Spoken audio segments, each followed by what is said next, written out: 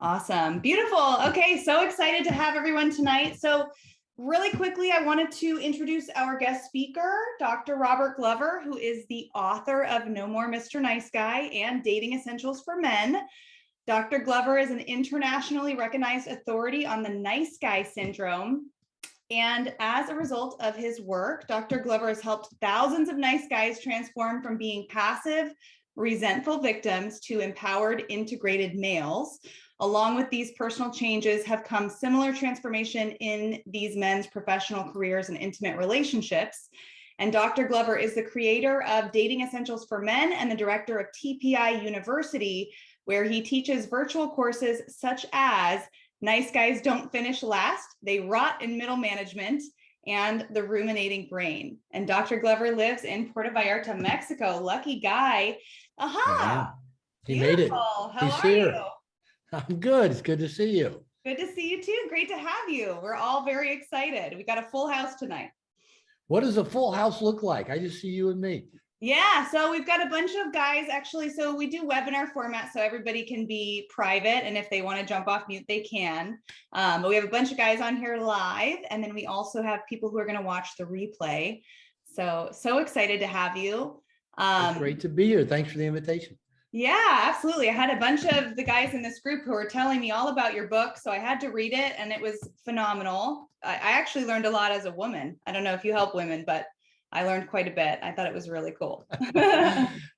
Oh, yeah, I've helped a lot of women. I spent 30 years as a marriage and family therapist. And so I've worked a lot with women, but since No More Mr. Nice Guy came out 20 plus years ago, probably the last 20 years, mainly I've worked with men. And that's my bread and butter these days. I love it. Well, I also like working with men. So 2 peas in a pod. There we go. Let's help them. I love it. Let's do it. All right. So shall we dive into questions? I'm ready for questions. Bring them. Okay. So my first question for you, and let me see. He says he does want to be pulled off mute. So let me first pull him off mute. There we are. Hi, Brett. Hey, Emily. Great to see you. Hi, Robert. How are you? Hey, Brett. Hey. Love it. I'm going to read your question and then I'll have you, if you want to add anything to it. So your question was, when dating, I have always put women on pedestals and take their reactions to me personally. It takes days to get beyond rejections, especially after the first date. This mindset is so deeply entrenched that I fear I can't change. What is your advice? I'd say you're really normal. Yeah, you know, when I started dating myself in my late 40s and wanted to learn how to date and actually got good enough at it that people asked me to teach them. The main thing that I just tried to help guys work on is overcome this big fear of rejection. And you know, I tried to get guys to quit using the R word, and it didn't matter if they used the word or not. Most men approach dating trying not to get rejected. And I'm a baseball fan. That's like going up to bat in baseball, trying not to strike out. And you're going to be passive. You're going to be indirect. You're going to be, you're going to be anxious. And none of that stuff serves you when interacting with women. So what I try to help guys do is kind of shift their paradigm of what they're trying to do.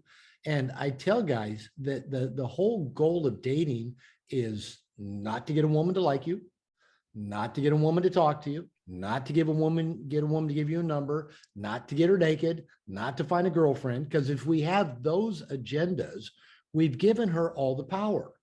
And in a sense, she's the alpha, we're the beta. You know, like me, give me a number, get naked with, you know, it's like we're one down, they're one up. That's going to make us anxious. And usually it's our anxiety that actually pushes the women away. So I tell men, instead of thinking in terms, I'm going to date to find a girlfriend, I'm going to date to get laid. How about you date to expand your social skills? How about you date to challenge yourself? How about you date to overcome fears and anxieties? How about you just get to know a woman and you make a decision about her nature? What is her nature? I tell guys, go as slowly as possible to find out as quickly as possible what a woman's nature is. Now, if you're going full speed ahead, I got to get her to like me, I got to get her to like me, you ignore who she really is. And then maybe you actually get stuck with her. And then you go, how the hell do I get out of this? I don't like her. So shift that paradigm And I tell guys, try to get rejected, get to rejection quickly. And that is find out, who is this woman? How would she fit into my great life? Is she loving? Is she generous? Is she affectionate? Is she kind? Is she intelligent? Don't go with the dumb ones. And find those things out. And if you are actually testing for those things, you look more interesting to women. If you're trying to get a woman to like you, you look boring, passive, insecure, and most women will just walk away from that. Now, one other thing I'll say, one thing I learned about dating is that having lots of ones and dones is normal. In fact, it's actually the ideal. It's the good thing. Because one of the things I've been saying for quite some time is that really the two skill sets we have to work on is learning how to be a good picker, how to pick the right kind of women. So that's where you're testing for their nature, and how to be a good ender, how to say, nope, she's not the right one for me, and walk away. And something I've been saying is that being a good ender will cover a multitude of sins of being a bad picker. And if you think about it, dating is actually just a serial bad picks. Because how do you know if you want to see somebody more than twice until you've seen them once? The majority of the time, you'll go out with somebody and go, nah, I don't feel it. Or she'll go, nah, I don't feel it. And you move on. That is normal. It's how it's supposed to be.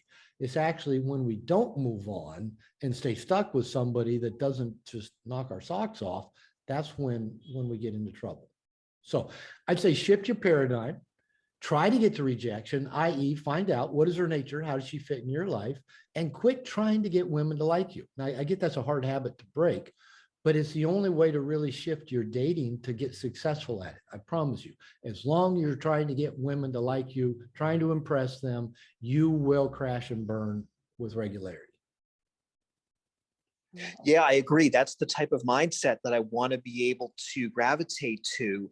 I guess because the other mindset is so instilled in me because I was raised on that mindset, it's going to be hard, and I have to sort of.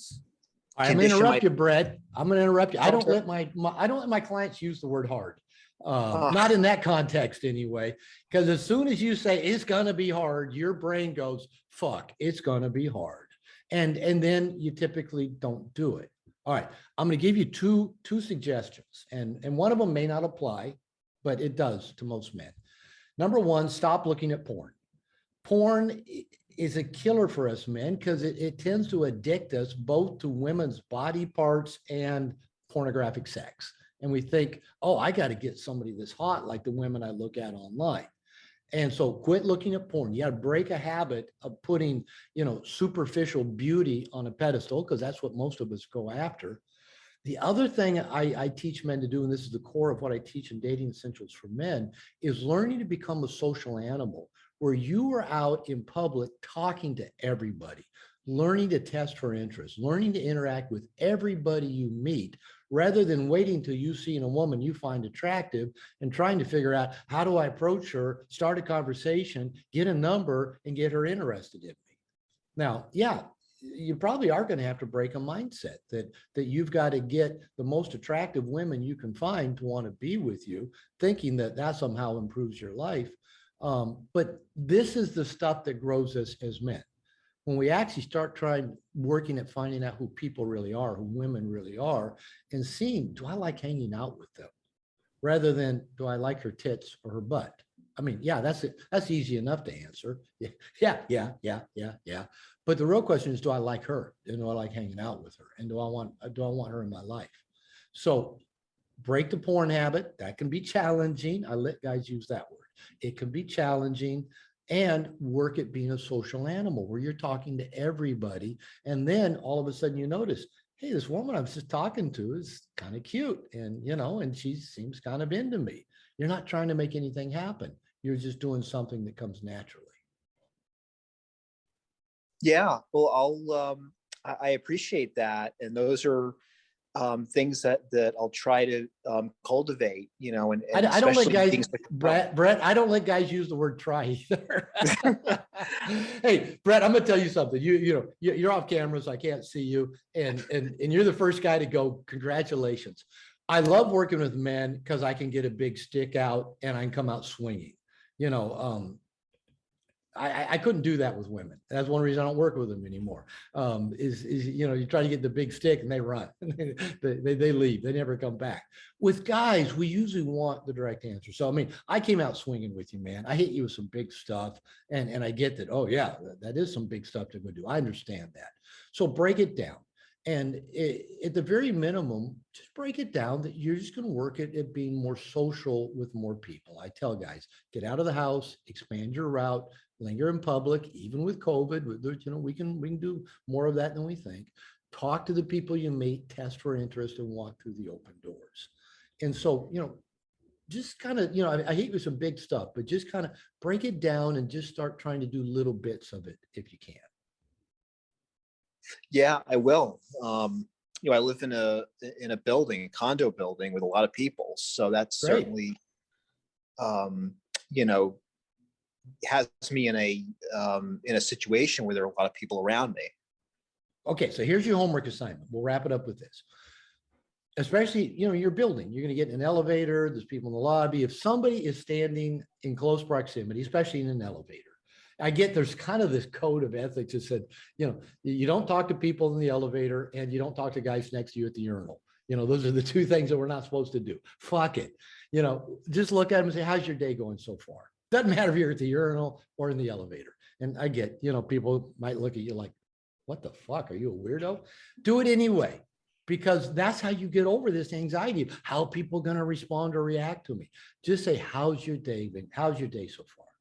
And some people will respond and have a nice conversation. Others will just kind of look back down at their cell and tune you out. But just practice that. And it's a good way to practice getting to rejection.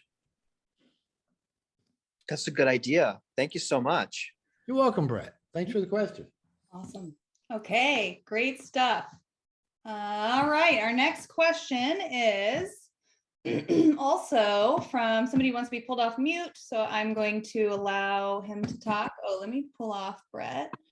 Okay, so Elliot is asking the question, lots of nice guys subconsciously try to find a neurotic fit for their own neurotic needs to save or be saved, and might rationalize away good fits because of lack of chemistry or other intangible reasons. How we become better at catching our own bullshit that keeps us from choosing partners that would actually be good for us. You know, as heady as that question sounds, it's actually a pretty good question. Kind of even going back to the last question. Most of us men have been socially, culturally programmed. You know, you got to get with the hottest woman you can find. You know, that's kind of the gold standard. Get the hot woman. And which just raises the anxiety level for almost all men, because most men are intimidated by hot women.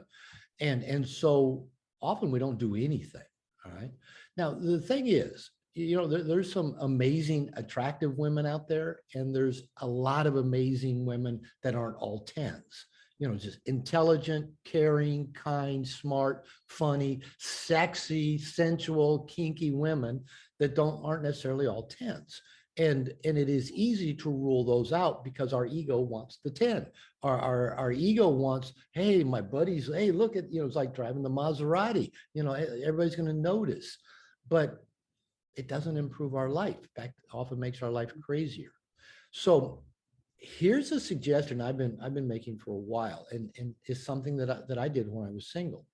I did it kind of informally, but I had a relationship committee, or as one of my coaches calls it, a relationship posse of people who know me well. It might just be 3 or 4 people. And it should include at least one woman, because women are just so great at tuning in on other women. And so when I started dating a woman, I would put her in as many different situations as I could to find out what her nature was. So first date was usually a coffee date, might be a happy hour date over wine or something like that. Second date was a little bit more active. By the third date, I'm like making them ride public transit with me, go to a baseball game where I negotiate with some black guy on a bicycle about tickets to the ball game, you know, and, you know, from the scalper, and see how the woman does with that. I might call her up and say, I'm going to come pick you up in 30 minutes. We're going to go do this. I want to see how she manages something on short term. Another thing that I would do is I'd bring her around my committee, my people. I wouldn't necessarily tell her, hey, this is my relationship committee and they're vetting you, but I would bring them around and have, do something with her around people I knew. And I would also try to get around her people as early as possible, family, friends. I want to see how she is with her, extended network. I wanted my network to meet her as well. And these people aren't going to say yes or no, but they might give you some things to pay attention to look for, to stay open to, maybe to test for, to see, how she does with that. So this is a way to kind of, help often kind of wean out people that maybe you shouldn't be dating. But the question, I really like it because the woman I'm married to, I would not have, if I'd made a checklist of here's what I'm looking for. Yeah, she now meets a lot of them, but just on first glance, I would not have said that. And especially, most people said, you're marrying her. We don't speak the same language. She's 22 years younger than me. She had 2 young kids. We've been married over 5 years now. 2 young kids, was a poor working mother, dropped out of high school at 15. I had a PhD at 29. And most people would look at that and go, that can't work. It's not in my home country. I live in Mexico. I've had to learn Spanish in my 50s and 60s. And you'd think, what chance does that have? And you know what? I don't know how I stumbled into it. I was walking down a street in Puerto Vallarta and she said, hola, senor, want a massage? And they do that here. And I said, no, tomorrow, mañana. I kept walking and I thought, I liked her voice. And I walked back and said, how much? And we've been married over 5 years now. And she's amazing. She's fun. She's funny. She's intelligent. She loves sex. She's adventurous. She can light up her room and she's tough. If I ever get in a bar fight, I want her on one side and my son on the other side, who's an ex-Marine. It's just, but if I just said, kind of draw up on schematic, would that be, that's what I want, somebody that didn't finish high school, that doesn't speak my language, is poor and, is a lot younger than me. Yeah, I know we guys like the younger part of it, but so that's why I say be social. Get out and be around a lot of people. Walk through open doors. Get to know people. When I was single, I went on a lot of dates with women that, weren't, quote, the 10s. And I tell you what, the women I tended to enjoy the most were not the 10s. The 10s were kind of, they were boring or stupid or, wanted you to spend a lot of money on them. And, these other women are like, they're fun, they're engaging, they're entertaining, they're adventurous, they're sensual. I'm going, yeah, what would I rather spend my time around? So, but that's a process for most of us guys, I call it breaking the habit to superficial beauty, where we really just learn to see how much fun different people can be. And I think that it's a process. But it goes back to, I think, being social and interacting with a lot of people and walking through a lot of doors and knowing you can walk back, out the door again afterwards if you choose to. Cool. Does that help, Elliot? Did that even come close to answering your question? No, that makes, I think that makes a lot of sense. Thank you very much. I have some questions. I'm very excited just to have you on. And so I'll just kind of start rolling through my questions. If you guys have any that you'd like to add, if you're live on the call tonight, go ahead and just type that in the chat box. If you want to be pulled off mute, go ahead and raise your hand. But my first question for you is, what exactly is a nice guy? That's a good question. A nice guy, and this applies to nice girls as well, but since I work with men and apparently you have a male audience, we'll focus it on men. The thumbnail nice guy definition is a guy that doesn't believe he's just okay, just as he is. And he believes he has to become what he thinks other people want him to be and or hide anything about him that might get a negative reaction from anybody. So, he's a chameleon. There's no real him there. He's always trying to figure out how do I fit in? How do I be liked? How do I not get rejected? How do I, not have a negative reaction to anything? And this is, my theory is this was typically formed very, very early in life, in infancy and childhood, when through various uncomfortable situations that all children have. We're cold and nobody wraps us up, or we're hungry and nobody feeds us, or we mess in our diaper and nobody changes us, or our parents are yelling or angry or addicted or whatever it might be. Children always internalize they're the cause of that. So there must be something wrong with me that I cause these painful things in life. Every human then kind of manages that with different, life management skills. The nice guy is just one form of trying to manage that. Oh, I must cause all these problems. It's kind of a grandiose narcissistic view, but that's how children view themselves in the world. And so I got to be good. I can't rock the boat. I can't make mom unhappy. I got to hide my needs. I got to hide my penis. I've got to do everything right. I got to make good grades. I got to be different than dad. And all this stuff kind of starts just piling up, especially as you hit adolescence. And when guys want to start being noticed by girls, is it really takes full bloom. It did for me, and it does for a lot of men. That, oh, I'll be the nice guy. I'll treat women different. I won't be a jerk. I'll hide my sexual agenda. I'll listen to them talk about the problems. I'll help them do stuff. And I call that nice guy seduction. And so it is that basically trying to be something so that people will like us, because we don't think they're going to like us. In fact, when I talk with guys about dating, I really stress, be you, be the authentic you. And guys will always say, women don't seem to like the me that I am. And I go, really? Have you ever really let a woman see you? Do you let you see you? I mean, do you ever let anybody like all the way in and see the depths of who you are? Most of us never look at our own depths, our own shadows, our own insecurities. So I think most of us never even give other people a chance to even like us with our rough edges and imperfections and flaws. But I think that's actually what makes us interesting. Yeah, I agree. I think that's a hard thing to do. Even though I'm a woman, I have the people. Oh, I don't let people use that word. Can't use that word. It's hard to do. Busted. Busted. All right. So a question came in, says, when you met your wife in Mexico, were you just visiting or did you already live there? And also, do you remember how you escalated the relationship from a masseuse to more than a friend? That's such a good question, because I never did have to escalate it. She did. So I was living here at that time, part of the year. I'd be down here typically 6 months, and then in the Seattle area, 6 months. And like I said, I was just walking down the street. I was going to a Starbucks with my laptop and my backpack to go do some work. And I went and got a massage, and didn't think a lot of it. I got massages really regularly down here. And so, I enjoyed the massage, but what I enjoyed most in that first massage was just her personality. She was bubbly and funny and like helped me put my shoes on when I got done. I never had anybody help me put my shoes on before. And so, I just liked her personality, but I didn't think anything more of it. So I probably was going to get massages with her for about 6 months, and maybe once a week, maybe don't go for a month, maybe I wouldn't be here for a little while.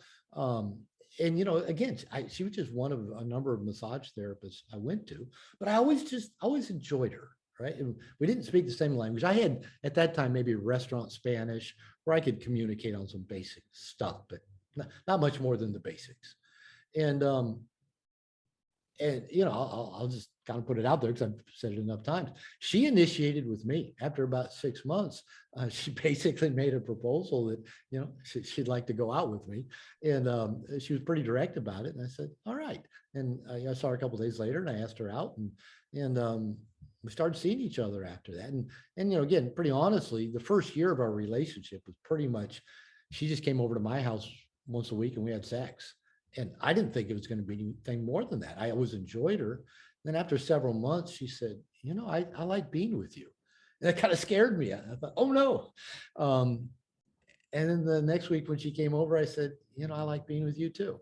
And so it just really grew from a very casual and a very sexual relationship. Again, maybe not the best way to build a long-term relationship, but what it actually did, with no real expectations, we got to know each other and realized we like spending time around each other. And then kind of once we both acknowledged that, we started spending more time together. So we started having sex more days out of the week, rather than just once on the weekend.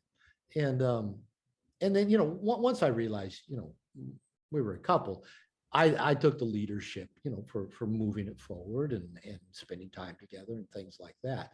But, you know, honest to say, she escalated it more than I did early on. And that's actually, you know, the way I teach men. That's why I said, we don't have to pursue women. We don't.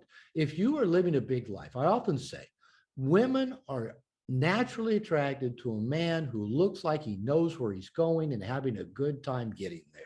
Yeah, and you're nodding your head. Women are drawn to that kind of masculine energy, the energy that is putting a dent in the universe, the energy that, you know, the man's got good posture, a smile on his face, not that fake nice guy smile, but, you know, he's got a sense of self about him. And you know, when I was dating, I didn't have to pursue women.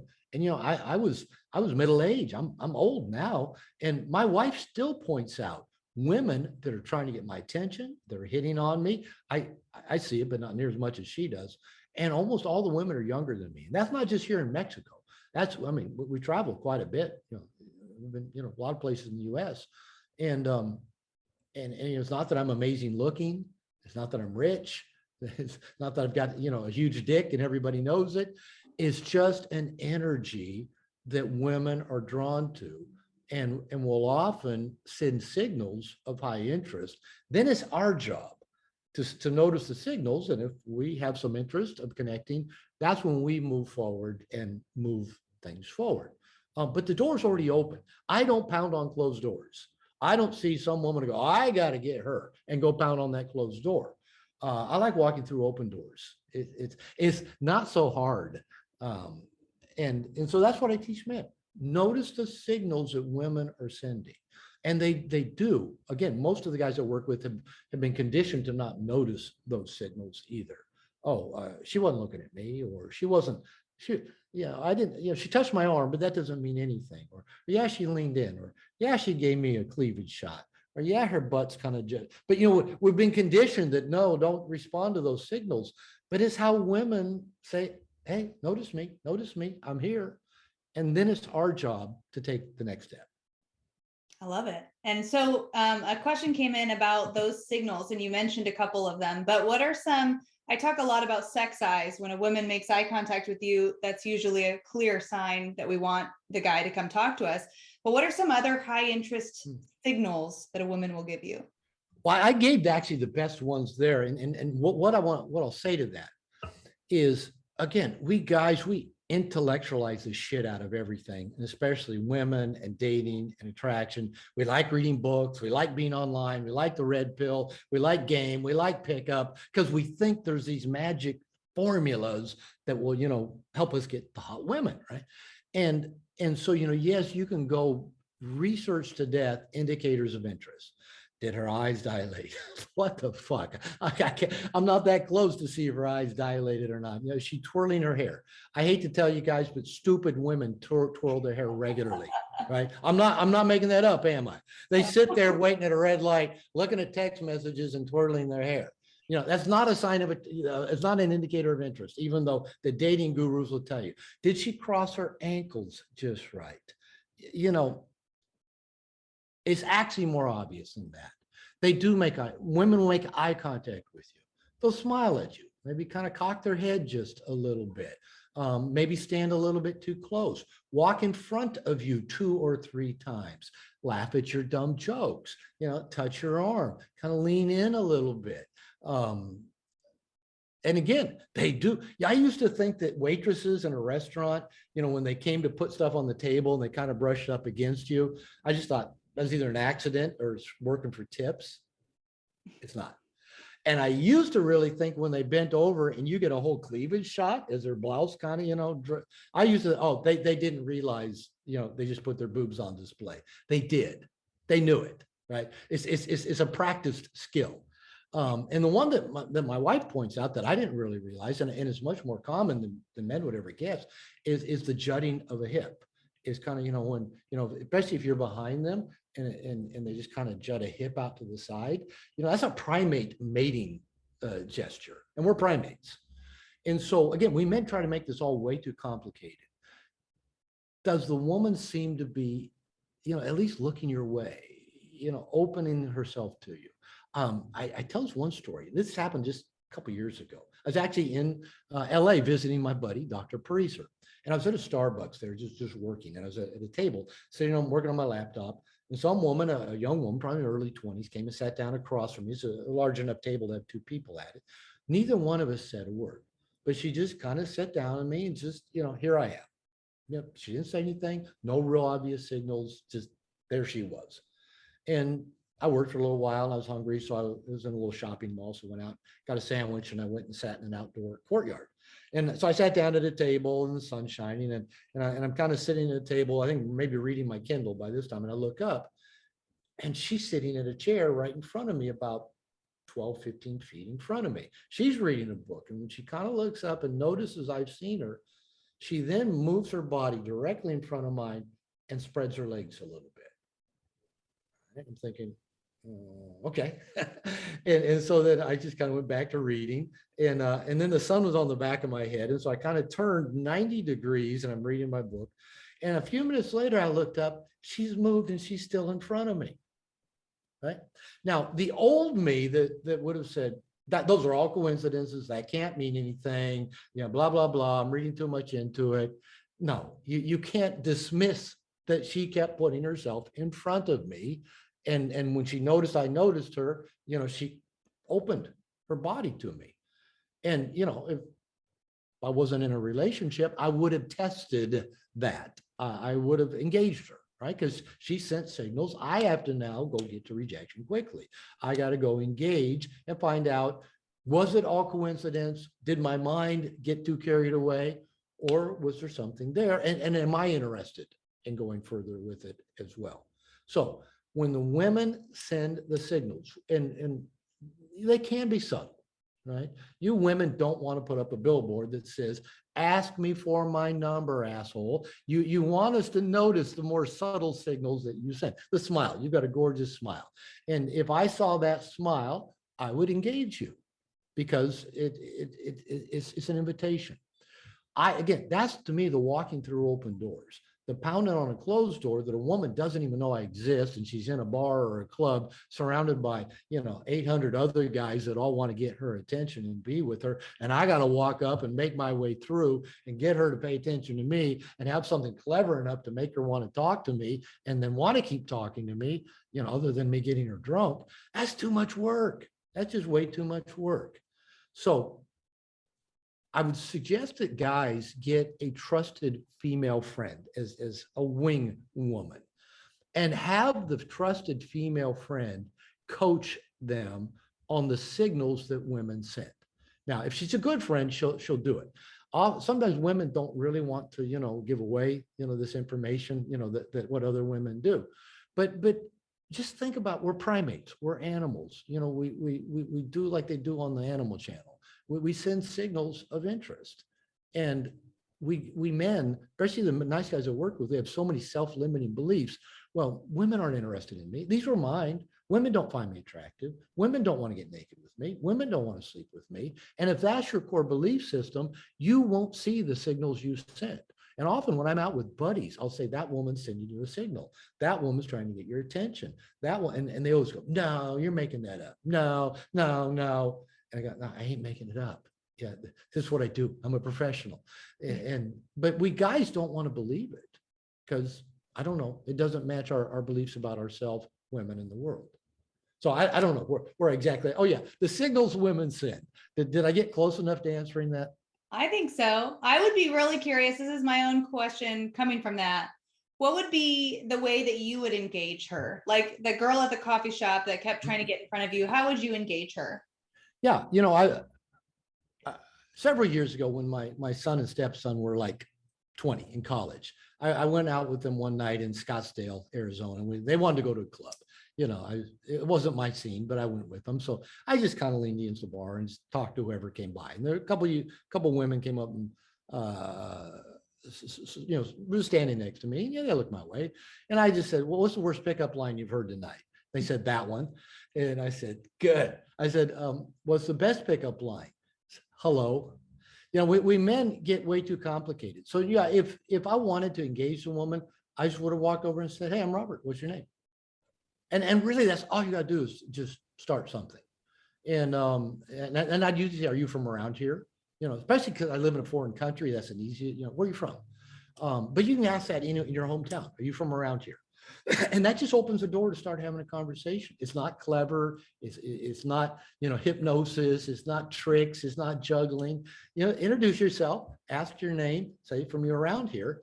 And then if there's something kind of unusual or unique or funny or something about her, kind of, you know, say something about it. Kind of like as dumb as, you know, the last guy asking the question said he's in Seattle. And so, right, shout out to 206 or the 425.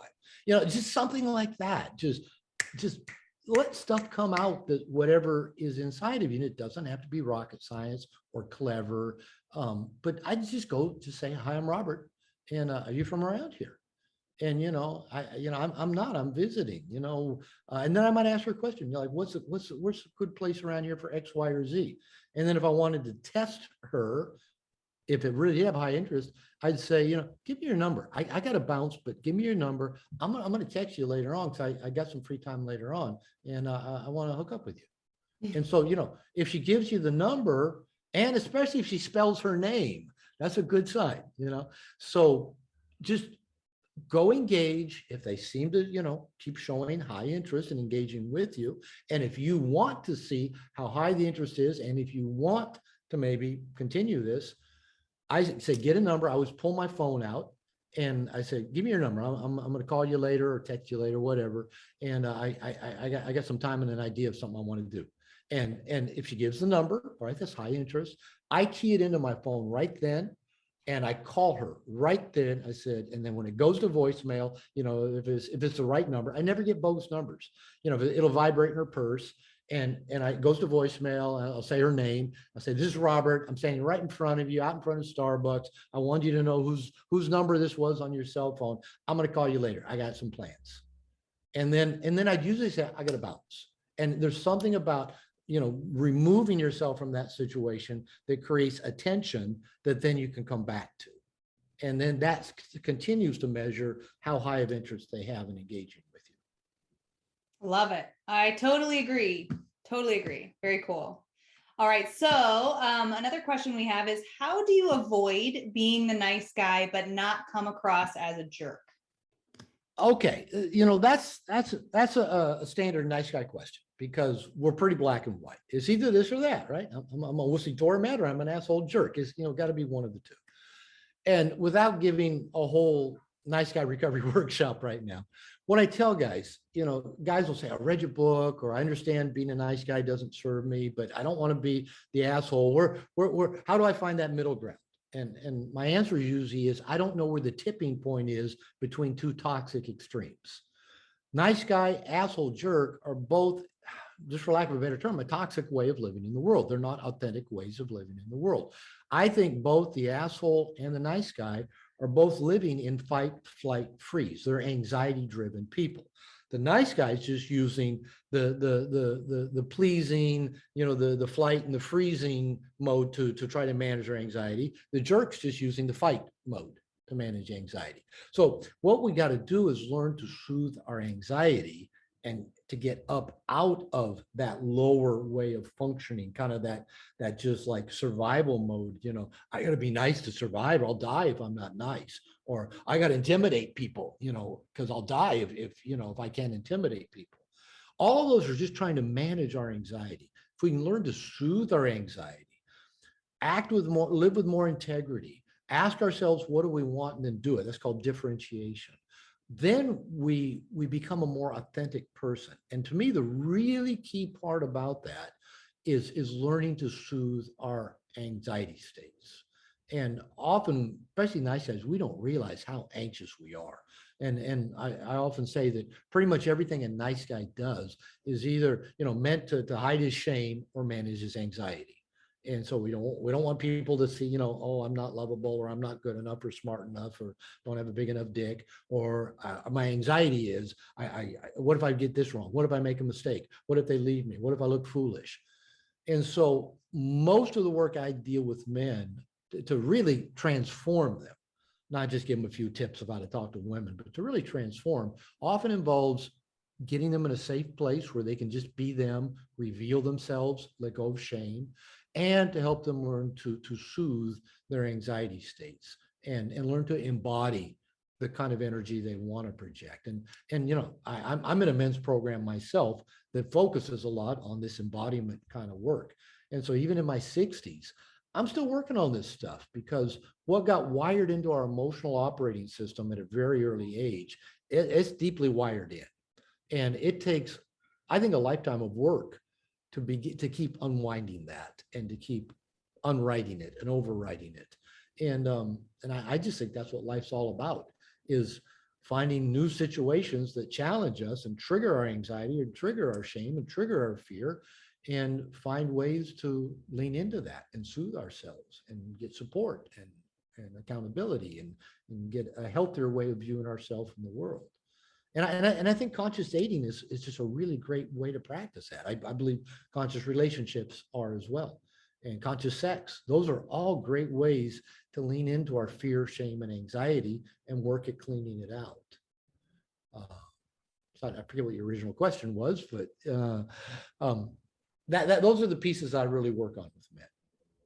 I love it. I love it. And so this is kind of related to that same question, but what are some methods for becoming more authentic and maybe soothing that anxiousness or that anxiety that we get in early childhood? Yeah, that's a good question. And, you know, in the beginning of No More Mr. Nice Guy and throughout the book, and I've been preaching this for years, I tell guys, don't try to do this on your own. You can't.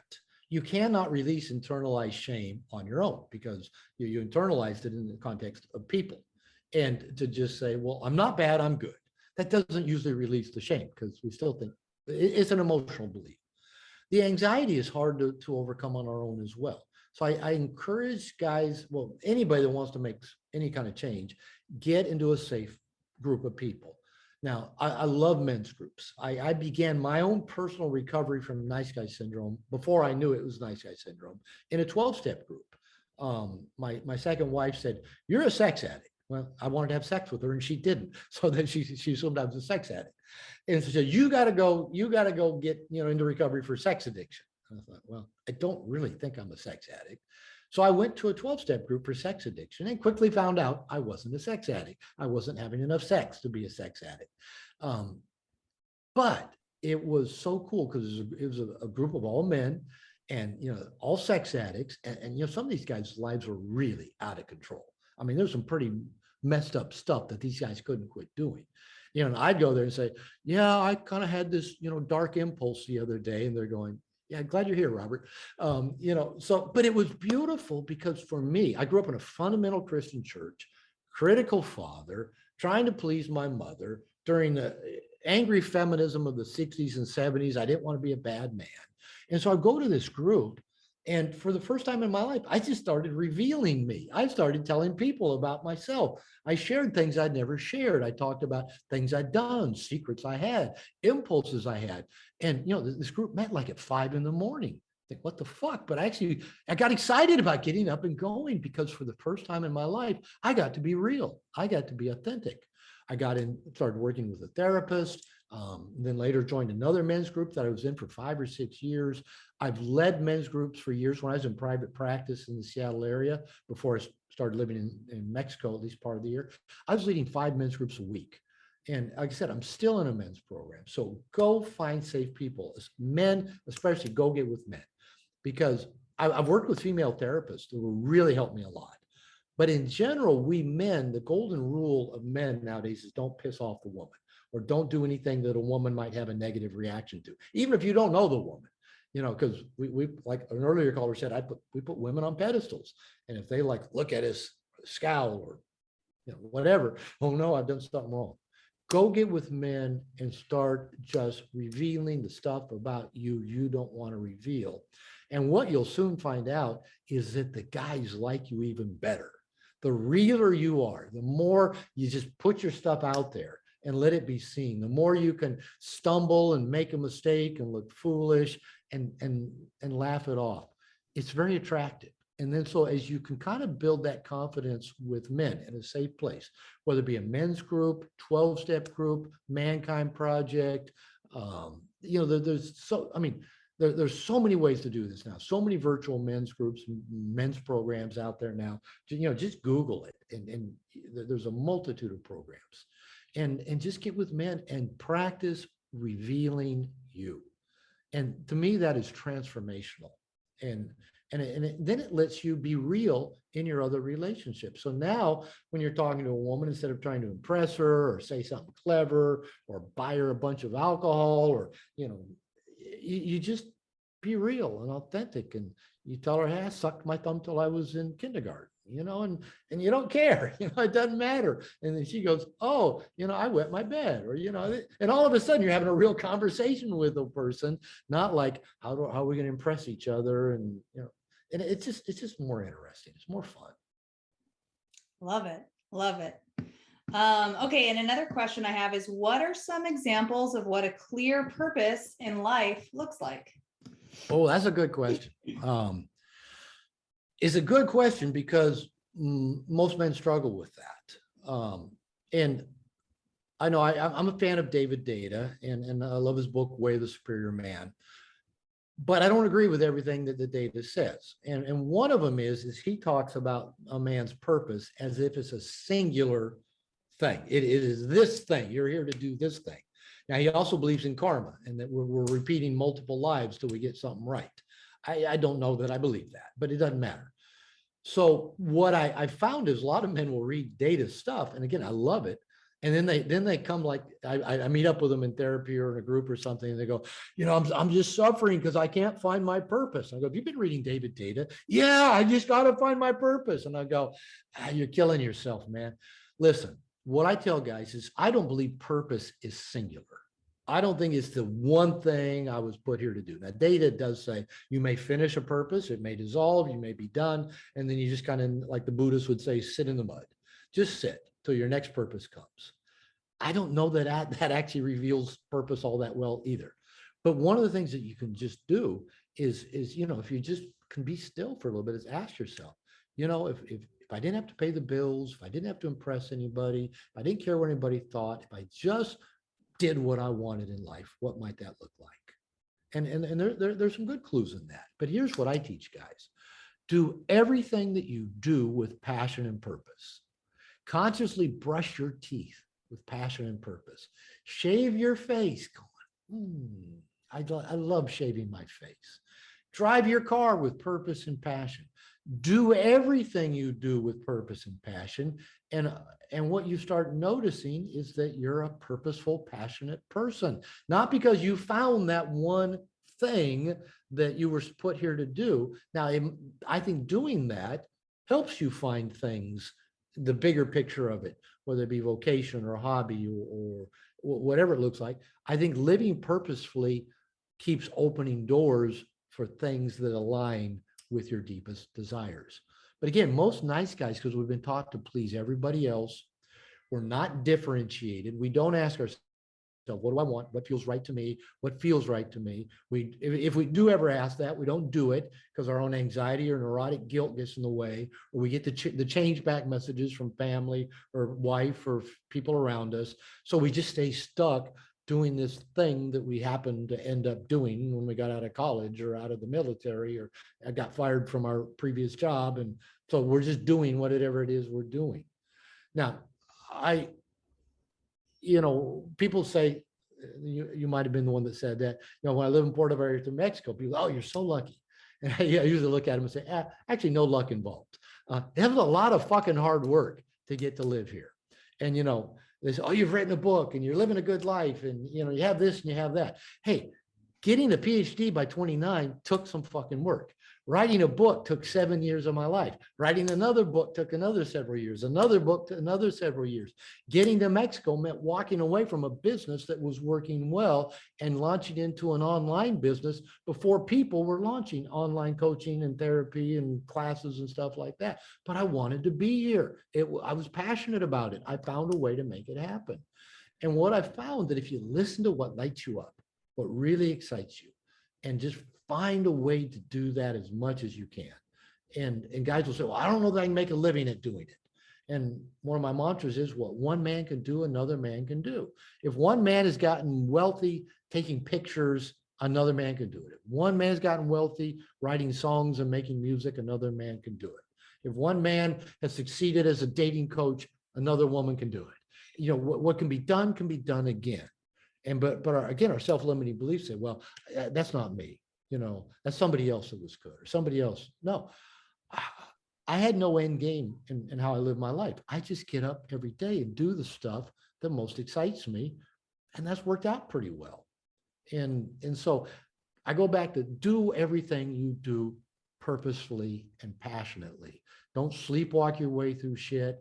Don't live with, oh no, I got to do this. I say, turn every, oh no, I have to, into, oh boy, I get to. You know, if there's something you don't really want to do, find the bright side of it. Find something to be excited about doing it and bring that kind of energy. You know, when I said earlier, and you were nodding your head, yeah, women are attracted to a man who looks like he knows where he's going and having a good time getting there, right? It's fundamental, it's wired into women's biology. And so if you're doing everything you do passionately, if you walk into a restaurant and you're passionate, you own the room, you know, you order your meals passionately. It reverberates, it sends an energy, a vibration out that just draws interesting things. Beautiful women, cats, dogs, grandmas, babies, you know, opportunity, you know, money. It's just, and I'm not even talking about the whole law of attraction thing. I'm talking about just getting up and being glad to be you and living life on your terms. And again, that's taken me years, and it took a lot of therapy, and it took men's groups, and it took facing a lot of fears, and it took ending some marriages, and it took moving a business, and it took closing a business, and it took moving to a foreign country where I didn't speak a language. I mean, it took a lot of risks. And even like I said, you know, marrying a woman younger than me, dropped out of high school, poor, 2 kids, that was a risk. And all these risks I've taken have paid off big time. And because I was passionate about it. I love it. I love it. I feel like there's a common thread there with being the nice guy and doing what you think other people want you to do. And then breaking through that and realizing this is what I want for my life. This is what I'm going to go get. And as a woman, I'll say one of the most unattractive things a man can do is to hate what he's doing in his life. Oh yeah. Yeah. Oh, someday I'll no. Women want, and I tell guys, because a lot of guys will say, well, you know, women just want the successful guys, the guy with money, the guy with nice cars. Most women are smart enough to bank on potential, right? Women are actually pretty good at seeing a man's potential.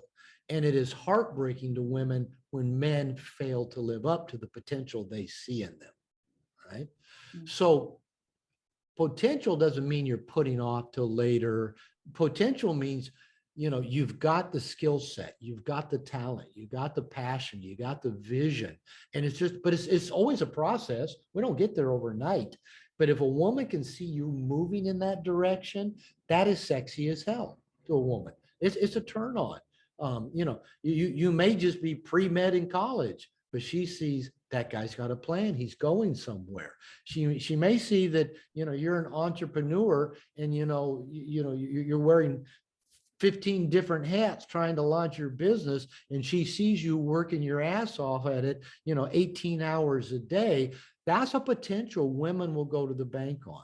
Now, if you're sitting around smoking dope, playing video games and binging out on Netflix, what's the fuck the potential in that? That's not attractive to women, but that's where a lot of guys, especially a younger generation, spend their time. I call it hanging out in the nursery where nothing ever challenges them.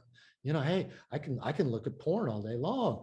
I can drink all I want. I can smoke all the dope I want. I can, watch all the television. I can play all the video games. I can surf and watch YouTube all day and night. I can play World of Warcraft till 4 a.m. And none of that will get you laid. Yeah, I agree. I totally agree. Last question for the night. Thank you so much for being here. This has been such a pleasure. It's been fun. Yeah. What you got? Love it. Okay. So what's the secret to having as much life energy as you do in your 60s? Oh, good question. Marry a younger woman. Yeah, don't spit that out your nose. You know what? Living life on my terms, doing it my way, and a lot of that has happened because of the support systems of men I have in my life. So I've got a great support system of men. I talk to, I get 25 guys I could call up at any time and they'd be there for me. And the guys that I care about and they care about me because I've worked at that. So having men in my life keeps me energized, keeps me on track, holds me accountable, supports me. That's powerful. Getting enough sleep and getting up at the same time every morning and having a morning practice of quiet and meditation and reading and writing. Another one that may catch guys by surprise is don't ejaculate very often.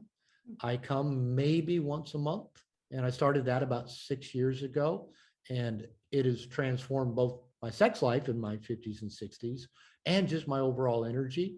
I think most men get addicted to ejaculating at about 12, and there's nothing that sucks life energy like ejaculation does. And so I'd say that's a good place to start as any. Stop ejaculating. I don't stop like you're never going to do it again. But things I've read from Eastern literature says a guy my age maybe should come twice a year or 4 times a year at the most. I kind of cheat on that and probably say about once a month. I don't plan it. My mantra is usually just not today, just not today. And that works pretty well. And so get up and do the things you love every day. Hang out with people who treat you well, who think you're amazing. Have a good posse of guy friends. Have alone time. Get away and go be with your buddies. Do your morning routine. Exercise. Eat healthy. All the basics. Get out of debt. It's I've been in debt, good bits of my life. And that just sucks the energy. And get out of debt. I don't owe any money. I don't borrow money anymore. If I buy a car, I pay cash.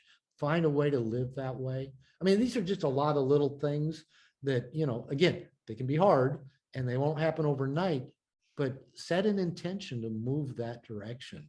And a lot of these things just create they create an energy that circulates in you and emanates from you. And I don't know that I can pick any one of those, but I would say the easiest one to start with is stop ejaculating. Love it. I love it. And somebody wrote, there's a lot of literature on this subject. So I love it. Thank you for sharing. Thank you so much for being with us. If you'd like to get in touch with Dr. Glover, you can contact him, you guys, on his website at drglover.com. He's got great books. If you have not read his books, be sure to do so. And any final thoughts you want to add? This has been fun. Thanks for the invitation. Thank you for coming. We're so happy to have you guys.